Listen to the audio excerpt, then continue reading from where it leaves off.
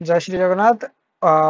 AIIMS CRE 2025 requirement बाहर जाए कि 10 रु स्टार्टिंग करके 12 प्लस ग्रेजुएशन समस्त पोस्ट रोचे जो मैंने 10 भी पास कर किसी पोस्ट ये बहुत बढ़िया पोस्ट हो पारे मेडिकल लाइन में। तेणु निश्चित भाव आम डिटेल्स देखो जदि आम ऑर्गेनाइजेशन डिटेल्स कहवा हायरिंग बॉडी होची एग्जामिनेशन सिलेक्शन जोटा कि AIIMS new Delhi conducting body आउ अपॉइंटमेंट बॉडी होची 19 participating AIIMS central government institute including AIIMS आमर बठाइंदा हो भोपाल हो किंतु एटारे भुवनेश्वर रिक्वायरमेंट में भी नहीं किंतु चाहिए आप अलग रिक्वायरमेंट पकई पारे भुवनेश्वर तो देखा जाऊनी किंतु पोस्टिंग नेम होची various B and C apply तो करूँ नियरली 3000 पाखापाखि पोस्ट अच्छे 3000 अधिक अच्छे प्लस लिखी आगे कर 19टा सिटी बेसिकली पोस्ट होची जमी कौटी केतेटा रिक्वायरमेंट रोचे ये आप देखिपारे ओटी असिस्टेंट कौन केतेटा कौथर पोस्ट होची तो आपर आपण जदि आर जॉब सैलरी कथा कहबे ताले एक्सप्रेशन मागुची एमएससी फर्स्ट आमर असिस्टेंट नेट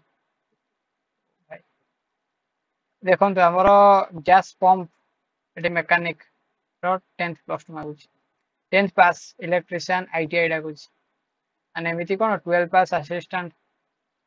तेणु मोर जॉब ये अप्लाई करदे आप चेक करदे जो थे पकड़ा कथा निश्चित भाव में आमर 18 ରୁ 40 वर्ष तो सियोर रही जॉब कथा ए किसी कथा ना इंपोर्टाट डिटेल्स हूँ रजिस्ट्रेशन स्टार्टेज 12 जुलाई रु क्लोज 31 जुलाई स्टाटस अपडेट 7 जुलाई एडमिट कार्ड रिलीज 3 ରୁ 7 दिन सीबीटी जो एग्जाम रोज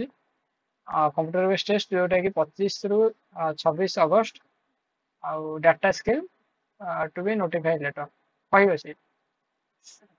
सैलरी बेनिफिट यदि कहवा ये आमर पे 6 लेवल ये डायरेक्ट करदेला 35,000 रु आरंभ कर लक्षे 12,000 पर्यंत पे 7 को 44,000 रु 7 लेवल को 44,900 रु 100 लक्षे 42,400 पर्यंत सैलरी रोज बहुत बड़े सैलरी मुझे कहती सैलरी उपर यहाँ ये किंतु गोटे दुख हो पारे आम ओडिशा पोस्ट भुवनेश्वर ना आपड़ ओडिशा बाहर को जी जदि होगला तो आप एग्जाम देवा पड़ो फास्ट ना तो ड्यूरेशन 90 मिनिट अच्छी निश्चित भाव में जब डिटेल्स जाना चाहते फी ये 3000 अच्छी एसएसटी ईडब्ल्यूएस 2400 टका अलग जॉब विषय जाना चाहते निश्चित भाव में चैनल को सब्सक्राइब कर डेली अपडेट आसी जॉब यदि जॉब अपडेट विषय अधिक डिटेल्स जानवा चाहते डाउट सल्व करना चाहते टेलीग्राम ग्रुप में डिस्क्रिप्शन बॉक्स में लिंक अच्छी जॉइन करेंगे आर भी यदि अप्लाई लिंक आप डिस्क्रिप्शन बॉक्स में पाइबे एतिक ही तो जय जगन्नाथ जय हिंद जय भारत।